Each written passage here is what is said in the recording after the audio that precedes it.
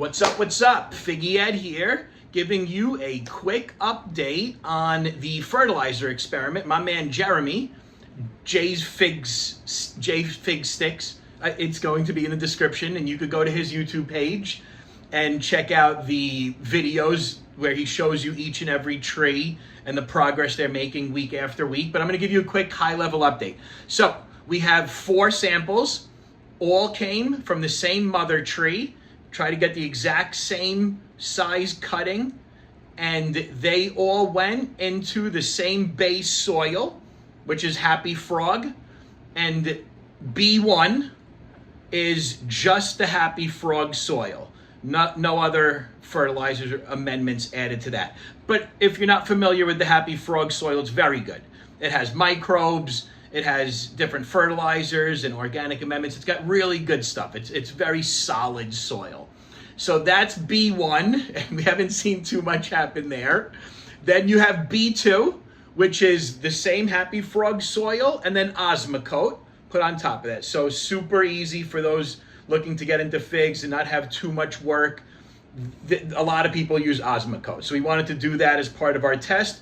And that one's growing. It hasn't grown as high as 3 and 4, but it is now shooting out some growth from the bottom. So you definitely notice a difference between B1 and B2, just going from the Happy Frog soil to Happy Frog and Osmocote. Now 3 and 4 is where we start getting a little bit dialed up, a little more fun over here. So number 3 has the Happy Frog soil, the Osmocote, and then Jack's Part A and B fertilizer, and Epsom salt.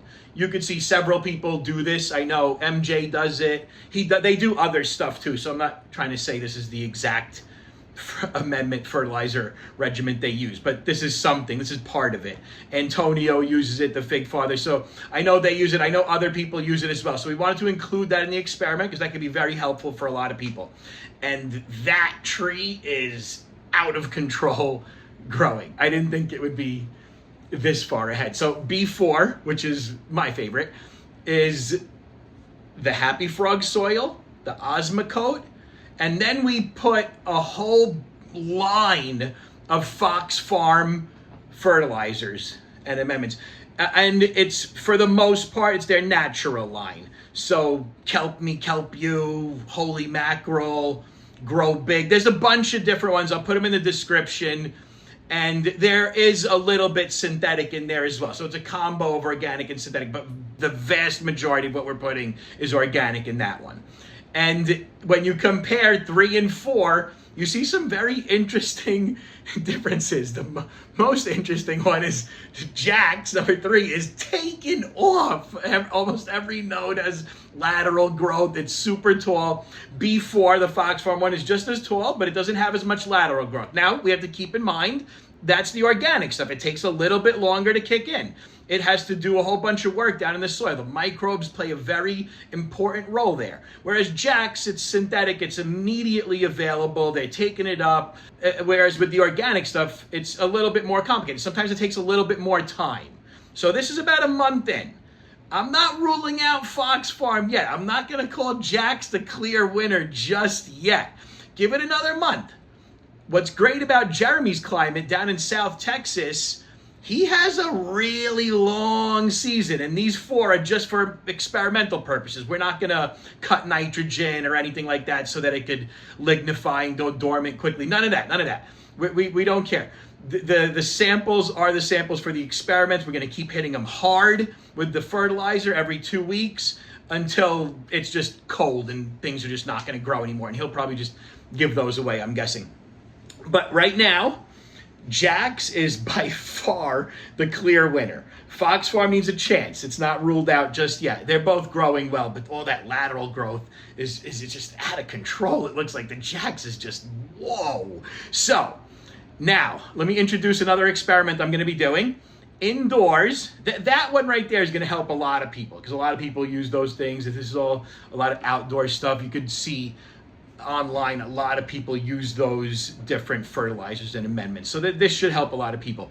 Now, for myself, related to my experiments around chill days or just growing indoors, period. I have several trees that are just never going outside because I want to experiment with them.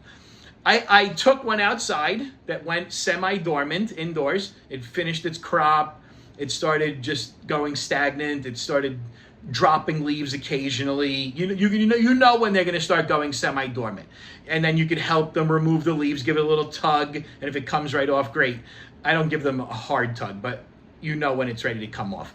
So I took one of those trees outside, and boy, I'll tell you, within a week, that thing put on over a foot of growth in just a week. It was amazing.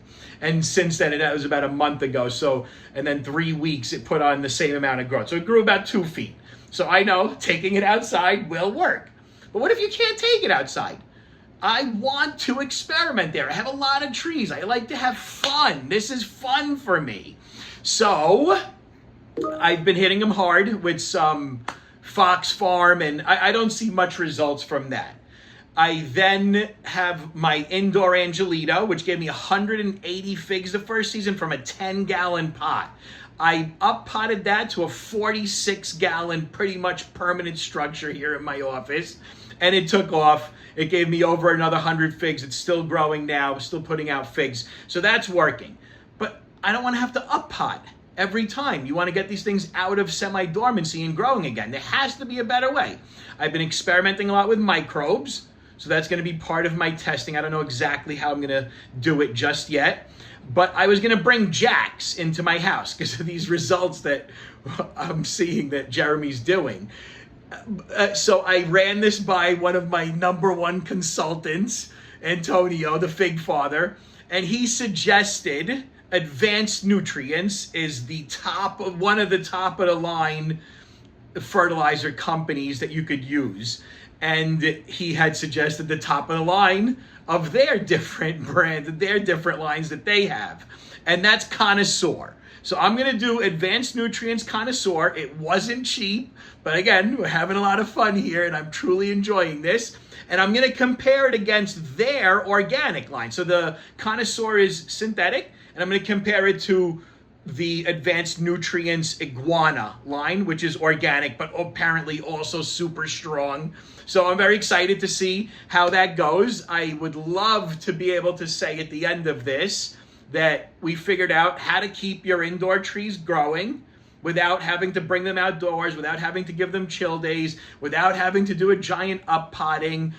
And we are now able to stay in business 24/7, 365. That is my end goal here, and I'm going to keep experimenting. I went from FoxFarm to General Hydroponics and General Organics.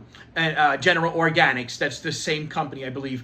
And I started using that indoors, and I'm seeing better results because that's a little bit more aggressive than FoxFarm.